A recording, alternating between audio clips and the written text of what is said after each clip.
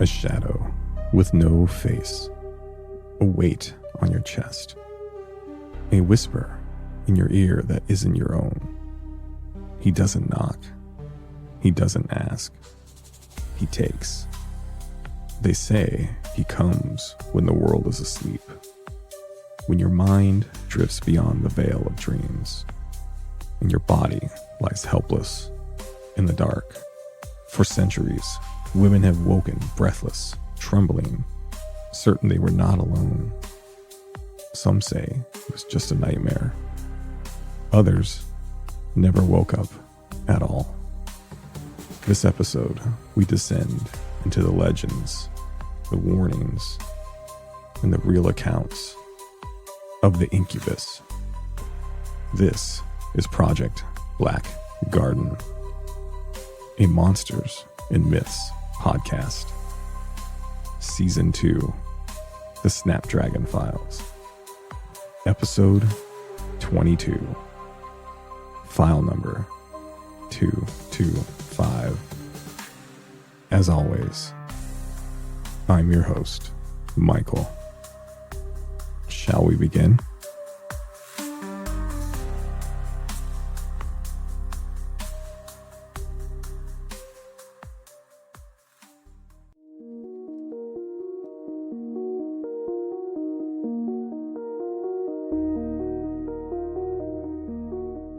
The Incubus is a demonic figure rooted in ancient mythology, folklore, and religious texts. Often portrayed as a male demon who seduces or assaults women in their sleep, its female counterpart is known as the succubus. Now, the origins of the Incubus can be tracked back to its Sumerian roots. One of the earliest references to incubi like demons come from ancient texts where they believed to harass people at night and were associated with sexual disturbances and nightmares. In Jewish folklore, the figure of Lilith, believed to be Adam's first wife before Eve, later evolved in folklore as a succubus-like demon who bore demon children with incubi.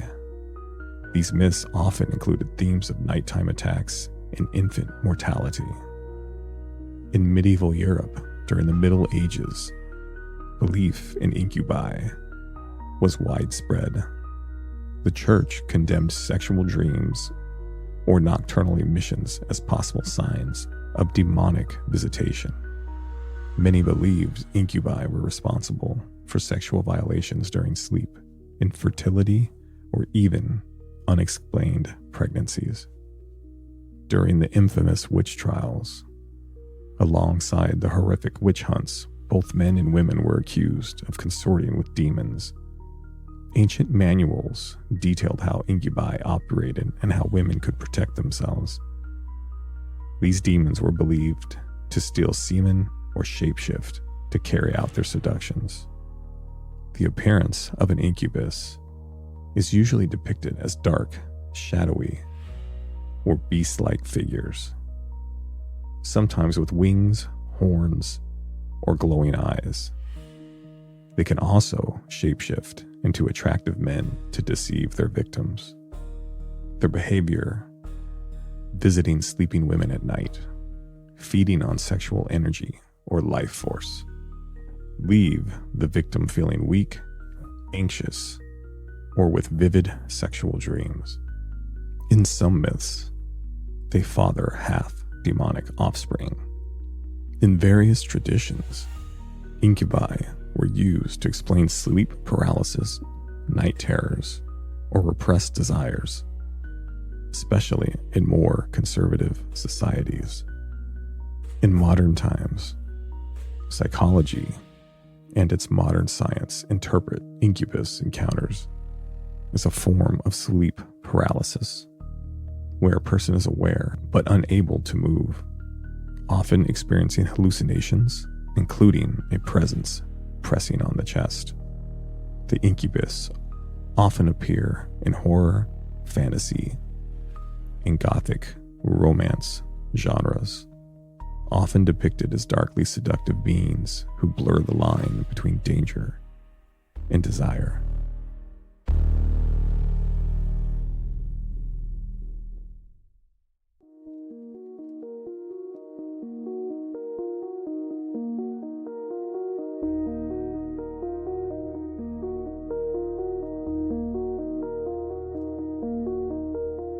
The incubus phenomenon has always been a weird one. I knew we would eventually get to this creature, because anybody that remembers season 1, we tackled its sister monster, the succubus.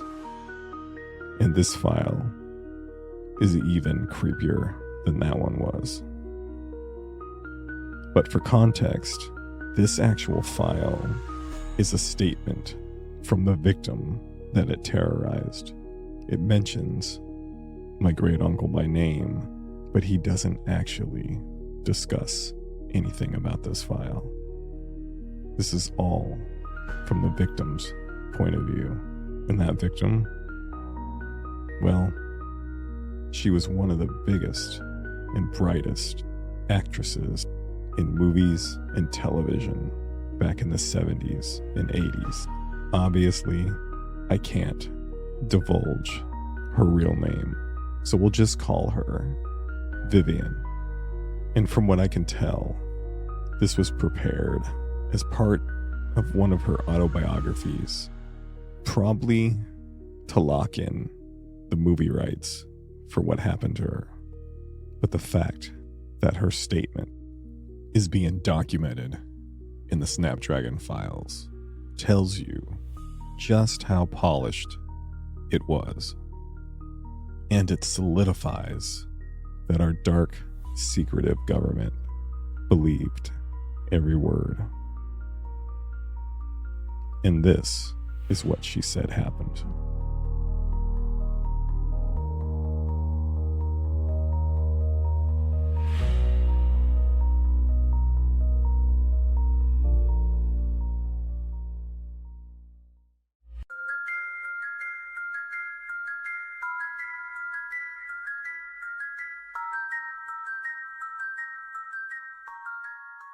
Under the soft glow of her Beverly Hills mansion, Vivian, America's darling, drifted into uneasy sleep. By day, she dazzled the cameras with her radiant smile. By night, she trembled beneath satin sheets, heart racing as unseen hands and claws caressed her skin. It had started 3 months ago. Whispers in the dark, fingers brushing her thigh, a hot, fetid breath against her ear, murmuring words she could never quite remember. Come morning, they were disturbing as they were ancient. At first, she blamed stress and insomnia, or too much wine, or an occasional coke party, common ailments for the world's most watched woman. But then the bruises began to appear. Her manager wanted her to get help, but she didn't know what to tell anybody. Then dark fingerprints began to show up across her hips, her wrists, and eventually a cruel bite on her neck. Swollen and angry, she tried her best to hide it beneath her diamond chokers and extravagant clothing. But the public seemed to catch on. The paparazzi wouldn't let the mysterious bruises and scratches go. Not only was she being stalked by some unknown demonic force, but the public wanted answers too. In desperation, Vivian hired Simon Hale, a reclusive occult specialist with sunken eyes and yellowed nails. He arrived with a battered suitcase of talismans, chalk, and vials of dark liquid that smelled like rot. Now, her latest studio sent someone as well, a friend of the director of her latest movie, a handsome military man who spoke more with his fists than his voice.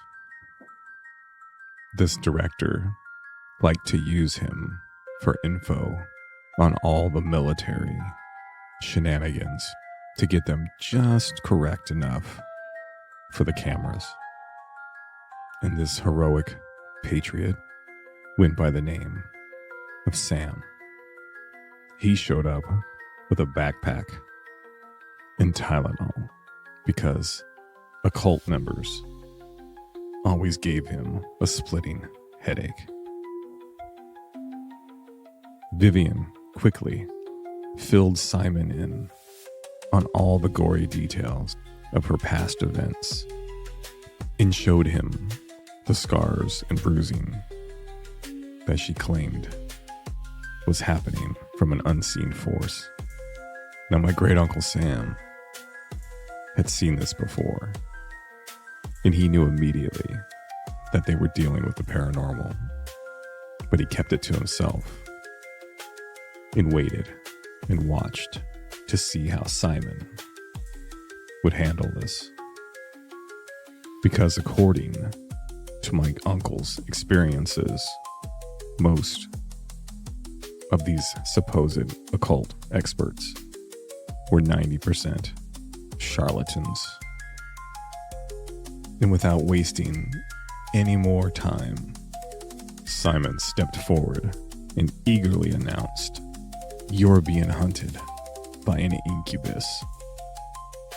It came out in a breathy whisper, almost as if he was auditioning for a part in her newest movie.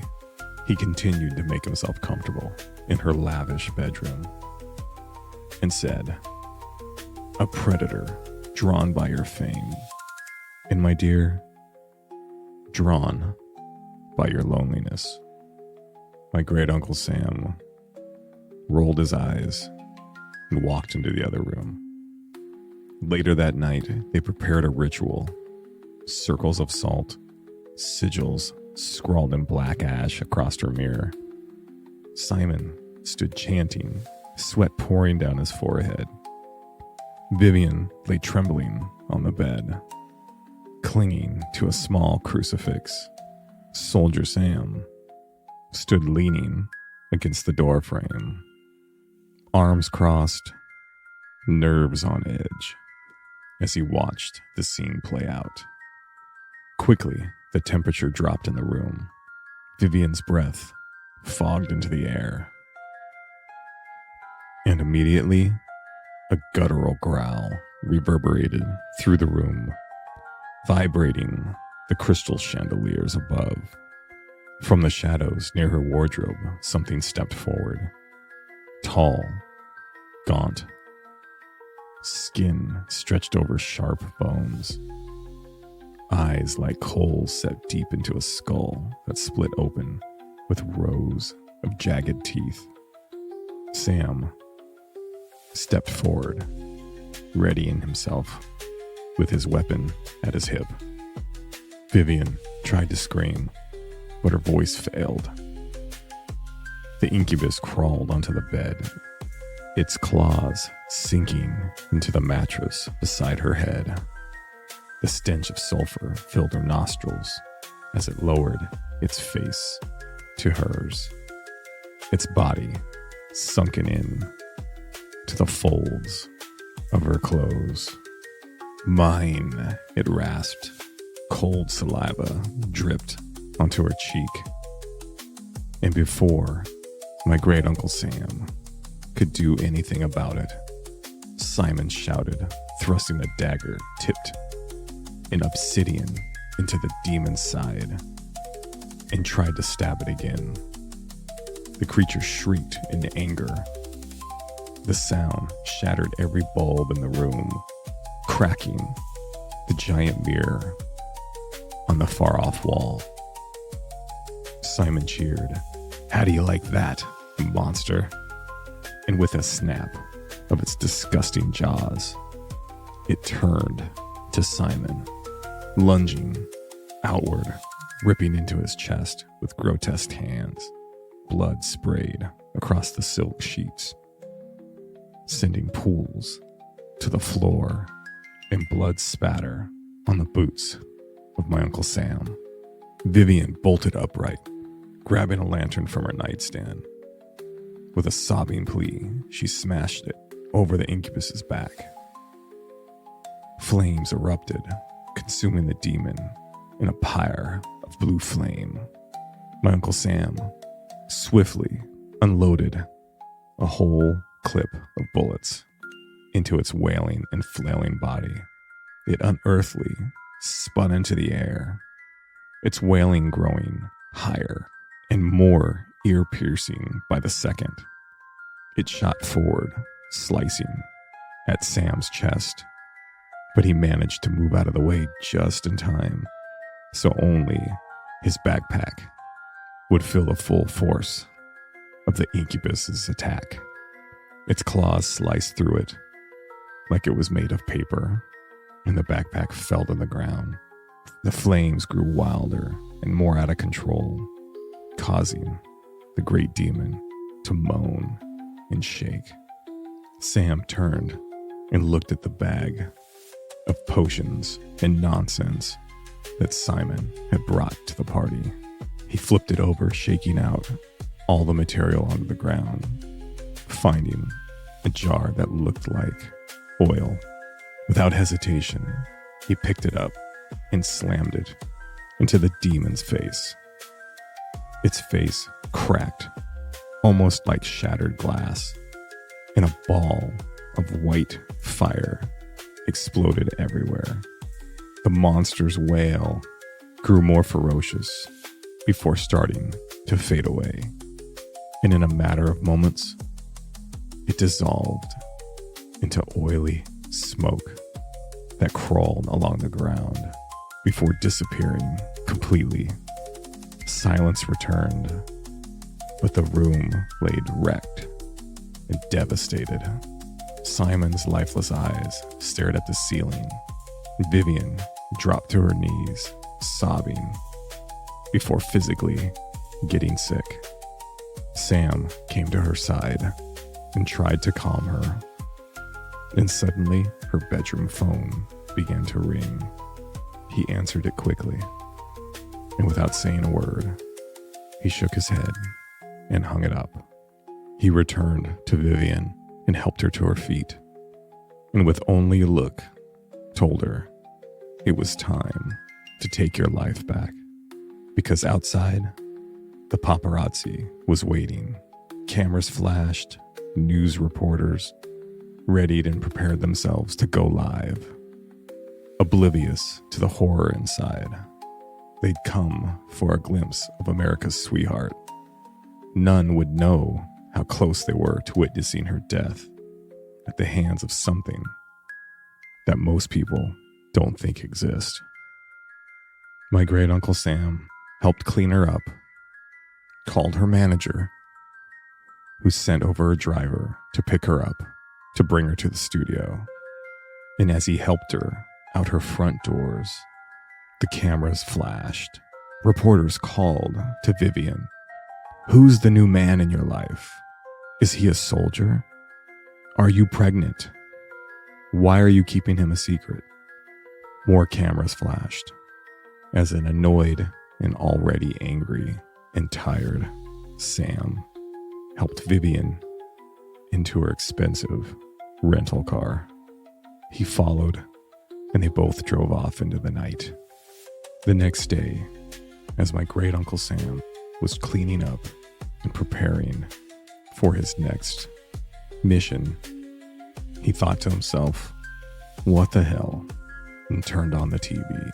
And wouldn't you know it, there he was on the morning news, walking America's sweetheart to her car, surrounded by reporters and paparazzi, and oblivious to everyone else behind them in the shadows of her closing front door. Just beyond the flashing lights of her adoring public was two red eyes, watching, waiting. They blinked open before disappearing into the darkness. My great uncle turned the TV off, closed his eyes, and huffed. Well, shit.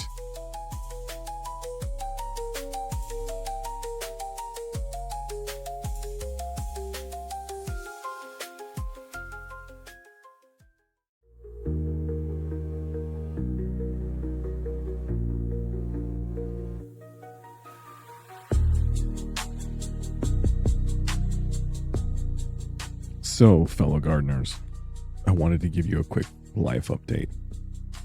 Things have been better. The podcast is doing well. There's opportunities for growth that have approached me, and I'm enjoying getting to know my peers in the paranormal field. The monster community is quite accepting and filled with plenty of good people. I hope to have some news that I can share in the near future about this podcast and the files that make up its core. But for now, I'll just have to tease you with next week's episode. I think we've all seen one or experienced some form of this myth. There are a dozen television shows and docuseries chasing this monster, but the Black Garden file on it will blow you away. Join me next time as we hunt down ghosts. I'm Michael, and you've been listening to Project Black Garden, a Monsters and Myths podcast.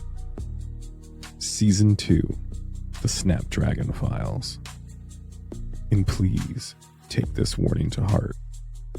Monsters are very, very real. And sometimes they'll make you famous.